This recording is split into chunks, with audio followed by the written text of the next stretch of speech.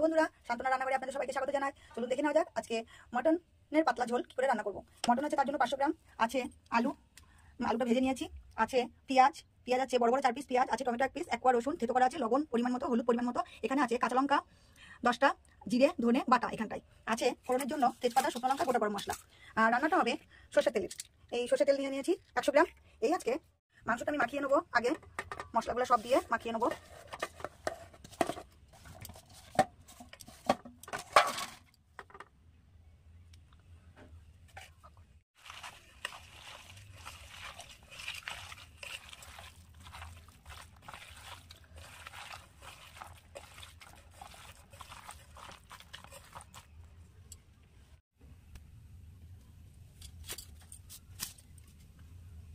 ফোড়নের জন্য গোটা গরম মশলা, শুকনো লঙ্কা, তেজপাতা দিয়ে দিলাম।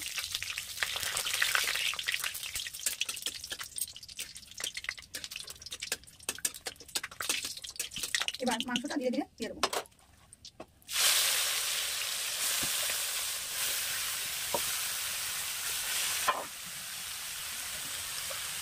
জানলাটা ধুয়ে একটু জলও দিয়ে দেবো।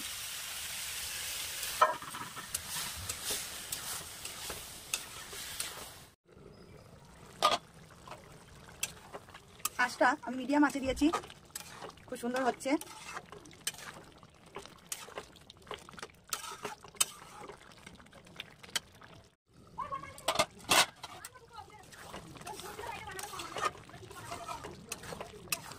খুব সুন্দর হয়েছে, সিদ্ধ হয়েছে খুব সুন্দর।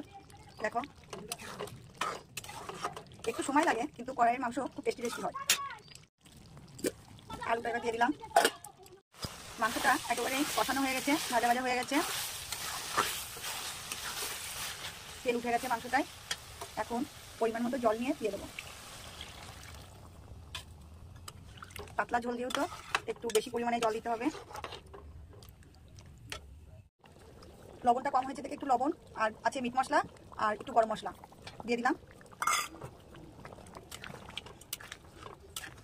5 মিনিট ফুটতে দেবো। দেওয়ার পরে হয়ে গেছে, এখন নামাবো। এরকম আমার মতো ঘরোয়া পদ্ধতিতে আপনারা করে দেখবেন, খুব ভালো লাগবে। নমস্কার বন্ধুরা।